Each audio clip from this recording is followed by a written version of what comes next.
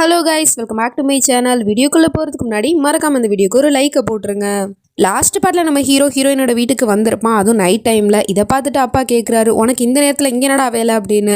அவன் பதில் சொல்கிறதுக்கு முன்னாடி நம்ம ஹீரோயினோட கையை பார்த்தா அவள் சாப்பாடை கையில் வச்சுட்டு இருக்கா. அவன் என்ன நினச்சிக்கிட்டானா அவன் இங்கே திருப்தியாக சாப்பிட்டுட்டு இருக்கா அப்படின்னு சொல்லிட்டு. ஆனால் அவளோ அப்பாவுக்கு தான் ஊட்டி விடுறதுக்காக எடுத்து வச்சுட்டு இருக்கா.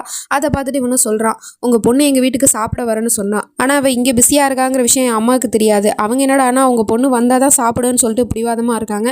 எங்கள் அம்மா உங்கள் பொண்ணால் பட்டினி கிடக்கிறத பார்த்துட்டு என்னால் சும்மா இருக்க முடியாது, அதனால தான் உங்கள் பொண்ணுக்காக சமைச்ச சாப்பாடை இங்கேயே நான் எடுத்துகிட்டு வந்துட்டேன். உங்கள் பொண்ணால் கொடுத்த வாக்கை காப்பாற்ற முடியல அப்படிங்கும் போது அவள் வாக்கு கொடுத்துருக்க கூடாது அப்படிங்கிற மாதிரிலாம் சொல்லிட்டு இருக்கான். இதெல்லாம் கேட்ட உடனே அப்பா விவிதாவை பார்த்து ஒரு முறைதான் முறைக்கிறாரு. நீ எப்போ நைட்டு சாப்பிட வரேன்னு சொன்ன, இந்த விஷயத்தை பற்றி என்கிட்ட சொல்லவே இல்லையே அப்படிங்கிற மாதிரி. அப்படியே அவன் பேசிகிட்டு இருக்கும் போது பையனுமே வெளியே போயிட்டு லேட்டாக தான் வீட்டுக்குள்ளே வரான். உடனே இவர் போயிட்டு எங்கடா போயிட்டு வர அப்படின்னு கேட்டா, அப்பா நான் ஃப்ரெண்டு வீட்டுக்கு போயிட்டு வரேன்ப்பா அப்படின்னு சொன்னதும் பையனை திட்டுற மாதிரியே நம்ம ஹீரோ ஜாடமாடியாக திட்டிகிட்டு இருக்காரு. உனக்கு கொஞ்சம் கூட அறிவு இல்லை, வெக்கம் இல்லை, இப்படி தான் கண்ட நேரத்துக்கு திறந்த வீட்டில் நாய் நுழையிற மாதிரி நுழைவியா, இப்படி தான் நான் உன்னை வளர்த்தனா அப்படிங்கிற மாதிரிலாம் பேசிகிட்டு இருக்காரு. இதெல்லாம் கேட்கும் போது நம்ம ஹீரோக்கு செமையாக கோந்துருது. அவன் இங்கேருந்து போயிட்டு அவர்கிட்ட, நீங்கள் எது பேசுகிறா இருந்தாலும் என்கிட்ட டேரெக்டாகவே பேசுங்க, நான் உங்கள் முன்னாடி தான் நின்றுட்டுருக்கேன், எது சொல்கிறா இருந்தாலும் என்கிட்ட சொல்லுங்கள், ஜாடமாடியாக பேசினா எனக்கும் புரிய போகிறது கிடையாது அப்படிங்கிற மாதிரி சொன்னதும் பொண்ணை இங்கேருந்து போக சொல்லணும் அப்படிங்கிறதுக்காக, அம்மா தண்ணி எடுத்துகிட்டு வாமா அப்படிங்கிற மாதிரி சொல்லிட்டு அவளை அங்கேருந்து கிச்சன் காமிச்சிட்டு, சரிடா நான் நேரடியாகவே பேசுகிறேன், அதை கேட்குறதுக்கு உனக்கு தைரியம் இருக்குது அப்படிங்கும் போது சொல்கிறதுக்கு எனக்கு எந்த பிரச்சனையும் கிடையாது.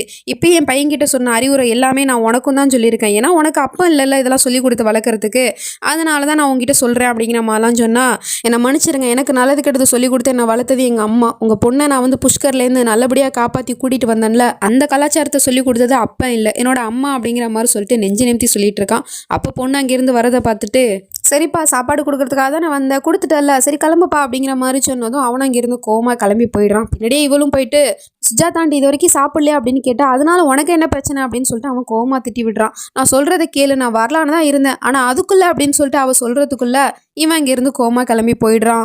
நேராக வீட்டுக்கு வந்தோடனே அம்மா கேட்குறாங்க, அங்கே போனி எதுவும் பிரச்சனை இல்லையா அப்படி இப்படின்னு சொல்லிட்டு கேட்டால், ஒழுங்காக சாப்பிடுங்கம்மா அப்படின்னு சொல்லிட்டு அம்மாவுக்கு சாப்பாடை ஊட்டி விட்டுட்டு, அம்மா நீங்கள் நினைக்கிற அளவுக்கு விவிதா நல்லவெல்லாம் கிடையாதா, ஒரு சுயநலவாதி, அவளுக்காக போயிட்டு நீங்கள் வெயிட் பண்ணிட்டு இருந்தீங்க பாரு, உங்களை சொல்லணும் அப்படிங்கிற மாதிரிலாம் அம்மாவை திட்டிகிட்டு இருக்கான். இப்போ மார்னிங் ஆகிடுது. காலங்காத்தாலே சுஜாதா ஆண்டி மாட்டுக்கு வைக்கெல்லாம் எடுத்துக்கிட்டு அப்படியே ரோட்டில் நடந்து வந்துட்டு இருக்காங்க. அப்போ அந்த தூரத்துலேருந்து கைலாசும் பார்த்துட்டு வேணும்னே அவர்கிட்ட போயிட்டு காரை மோத போகிற மாதிரி போயிட்டு ஸ்டாப் பண்ணுறாரு. அவங்க பயந்துடுறாங்க. உடனே காரை விட்டு இறங்கி என்ன சுஜாதா இப்படி நீ கவனம் இல்லாமல் நடந்து வந்துட்டு இருக்க, உனக்கு ஏதாவது ஒன்று ஆச்சுன்னா உன் பையன் எப்படி தனியாக வாழ்வான், அப்புறம் அவனுக்கு ஏதாவது ஒன்று ஆச்சுன்னா நீ எப்படி தனியாக வாழ்வ, சரி உன்கிட்ட நேரடியாகவே சொல்கிறேன், உன் பையன் இதுக்கப்புறம் என் பொண்ணு பின்னாடி சுற்றுறதை பார்த்தேன், அதுக்கப்புறம் அவனை நான் உயிரோடவே விட மாட்டேன், கொல்லி போடுறதுக்கு ஒரு பையன் வேணும்ல, அதுக்காவது அவனை பத்திரமா வச்சுக்கோ, இல்லைனா நீ வாழ்நாள் முழுவதும் பையனை இழந்துட்டு தனியாக வாழ வேண்டியது இருக்கும் அப்படிங்கிற மாதிரிலாம் சொல்லிட்டு மிரட்டிட்டு இருக்காரு. இதை பார்த்த உடனே அவங்களுக்கு ஒரு மாதிரி ஆயிடுது. அப்படியே நடந்து வந்துட்டு இருக்காங்க. திரும்ப திரும்ப அவர் பேசினாதான் ஆபத்து போகுது. பையனுக்கு ஏதாவது ஒன்று ஆயிடுமோ அப்படிங்கிற ஒரு கவலையில் தன்னையே மறந்து அப்படியே ரோட்டில் நடந்து வந்துட்டு இருக்காங்க. அதே சமயம் இந்த பக்கம் நம்ம ஹீரோயினுமே காலேஜ் முடிச்சு வீட்டுக்கு வந்துட்டு இருக்கா போல. அப்போ பார்த்தா மேலே ஏதோ லைன் ஒர்க் பண்ணிட்டு இருக்காங்க. அந்த ஒயர் அப்படியே கீழே விழுந்துருது. கரெக்டாக நம்ம ஹீரோயினி தலைமையில விழ போயிருக்கும். ஆனால் அதுக்குள்ளே அவள் சைக்கிள் ஓட்டிட்டு இந்த பக்கமாக வந்துடுறா. அதுக்கப்புறம் என்னடா பார்த்து வேலை பார்க்க மாட்டியா அப்படின்னு சொல்லிட்டு அவரும் திட்டிட்டு இருக்காரு.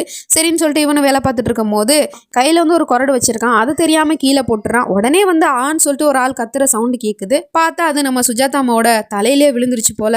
அப்படியே அவங்க கத்துன சவுண்டை கேட்டு இவ ஓடி வந்து பார்க்குறா. பார்த்தா இங்கே சுஜாதாமா ரத்த வெள்ளத்தில் கிடக்குறாங்க. உடனே இவ பயந்து போயிடுறா. என்ன பண்ணுறதுனே தெரியல. யாராவது வண்டி வச்சிருந்தீங்கன்னா வாங்க, ஹாஸ்பிட்டல் கூட்டிகிட்டு போனோம், இவங்களோட தலையிலேருந்து ரத்தம் வந்துகிட்டு இருக்கு அப்படின்னு சொன்னால் யாருக்கிட்டையுமே வண்டி இல்லைன்னு சொல்லிட்டு இருக்காங்க. ஆம்புலன்ஸ்க்கு கால் பண்ணிட்டோமா வந்துடும் அப்படின்னு சொன்னால் ஆம்புலன்ஸ்க்கு கால் பண்ணி அது வர்றதுக்குலாம் டைம் ஆகும். இப்போவே இவங்களை இங்கேருந்து கூட்டிகிட்டு போகணும், என்ன பண்ணுவேன் அப்படிங்கிற மாதிரி சொல்லிட்டு அவள் புலம்பிட்டு இருக்கா. அப்போ தான் அந்த பக்கமாக அப்பாவோட கார் வந்துட்டு இருக்கிறது தெரியுது.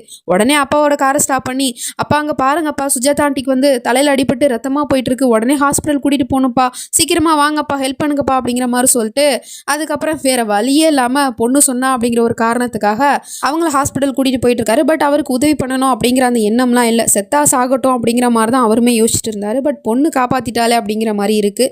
அதுக்கப்புறம் அவளும் அதர்வாக்கு கால் பண்ணிக்கிட்டே இருக்கா விடாமல். ஆனால் அவனும் ரெண்டு டென்ஷனில் இருக்கான். ஒன்று பேங்க் வேலையாக போயிருப்பான், அந்த பேங்க்கில் லோன் கொடுக்கல போல, அது ஒரு டென்ஷனு. அப்புறம் நைட்டு வர அவள் சாப்பிட்றதுக்கு வீட்டுக்கு வரல இல்லையா, அது ஒரு டென்ஷனு. ஸோ அதனால அவள் கால் பண்ண இவன் கட் பண்ணி விட்டுறான். இவனுக்கு என்னாச்சு, எதுக்காக ஃபோனை கட் பண்ணுறான், சுஜாதா ஆண்டி உங்களுக்கு எதுவும் ஆகாது, ஹாஸ்பிட்டல் போயிடலாம் அப்படி இப்படின்னு சொல்லிட்டு ஒரு வழியாக ஹாஸ்பிட்டலுக்குமே வந்துட்டாங்க. வந்து அவங்கள ஸ்ட்ரெச்சரில் தூக்கிட்டு அங்கேருந்து போயிடுறாங்க.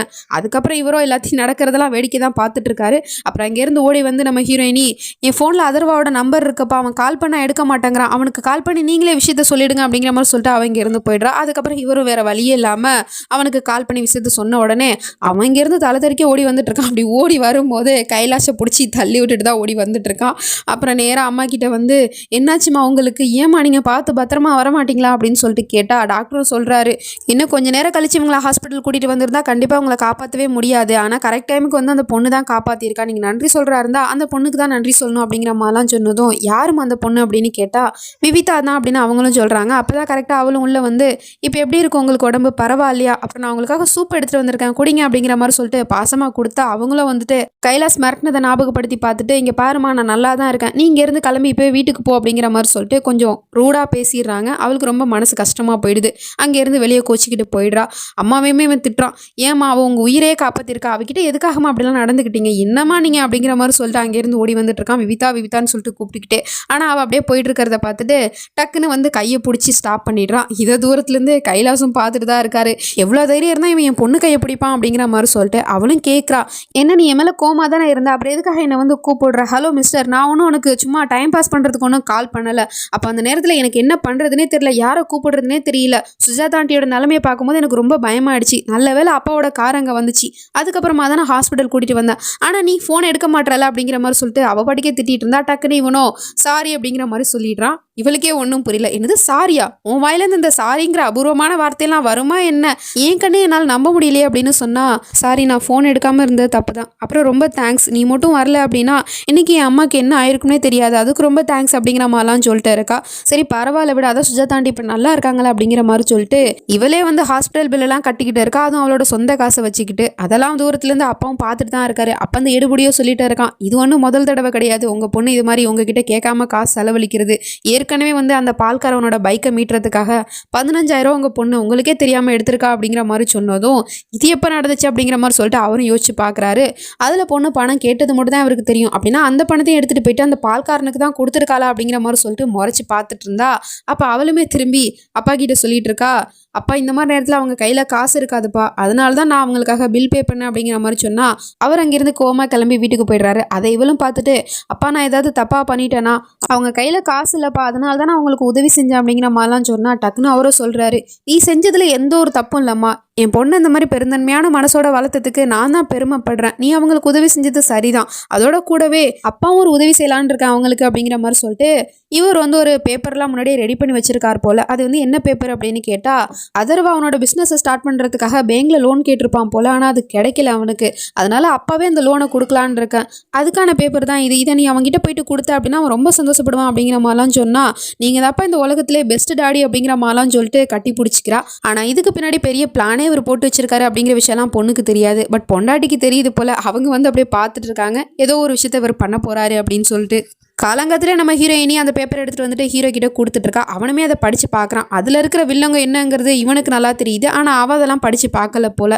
என்ன இவர் பிளான் பண்ணியிருக்காரு அப்படின்னா, இவர் இப்போ பிஸ்னஸ் ஸ்டார்ட் பண்ணுறதுக்காக 40 லட்ச ரூபா நம்ம ஹீரோக்கு கடன் கொடுக்க போகிறாரு. ஆனால் அந்த 40 லட்ச ரூபாயை 10 மாதத்துக்குள்ள அவன் திருப்பி தரணும். அப்படி ஒரு வேளை அவனால் திருப்பி தர முடியல அப்படின்னா அவன் வாழ்ந்துட்டு இருக்க அந்த பங்களா வீட அவர்கிட்ட கொடுக்கணும் அப்படிங்கிற மாதிரிலாம் அவர் அக்ரிமெண்ட் போட்டிருப்பார் போல். ஸோ இதெல்லாம் பற்றி வந்து அந்த பியூனுக்கிட்ட சொல்லவும் அவன் கேட்குறான், ஒருவேளை நம்ம நினச்ச மாதிரி அந்த அக்ரிமெண்ட்டில் அவன் சைன் போடா கட்டி என்ன பண்ணுவீங்க அப்படின்னு கேட்டா, அவன் சைன் போட்டாலும் லாபம் தான், போடா கட்டியும் லாபம் தான் அப்படிங்கிற மாதிரி சொல்றாரு. எப்படின்னு கேட்டா, அவன் சைனை போட்டான் அப்படின்னா அதுக்கப்புறம் அவன் 10 மாசத்துக்குள்ள அந்த கடனை திருப்பி கொடுக்க முடியல அப்படின்னா அந்த வீடு நம்ம கிட்ட வந்துடும். ஒருவேளை அவன் அதில் சைனை போடலை அப்படின்னா என் பொண்ணு அவன் கிட்டேருந்து விலகி வந்துருவா. ஏன்னா தன்னோட அப்பா செஞ்ச உதவியை அவன் மறுத்துருக்கான் இல்லையா. ஸோ அதனால எது நடந்தாலும் நமக்கு லாபம் தான் அப்படிங்கிற மாதிரிலாம் சொல்லிட்டு பேசிட்டு இருக்காரு.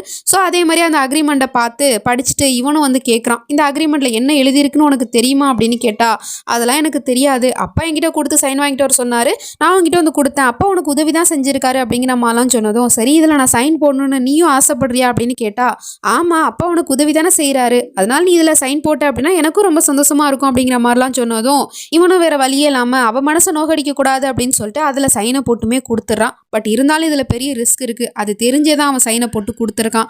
அதுக்கப்புறம் இவள் அந்த பேப்பரை வாங்கிட்டு போயிட்டு அப்பா கிட்ட கொடுத்து அவன் இதில் சைன் போட்டான்ப்பா அப்படிங்கிற மாதிரிலாம் சொன்னதும் அவருக்கு ஆச்சரியமாக தாங்கலை. ஒரு வழியாக அவன் நம்ம வலையில் வந்து சிக்கிக்கிட்டான் அப்படிங்கிற மாதிரி சொல்லிட்டு வில்லத்தனமாக சிரிச்சிட்டு இருக்காரு. இதுக்கப்புறம் நடக்க போகுது அப்படிங்கிறதெல்லாம் நம்ம நெக்ஸ்ட் பார்ட்டில் தான் பார்த்து தெரிஞ்சுக்கணும். அது வரைக்கும் பை ஃப்ரெண்ட்ஸ்.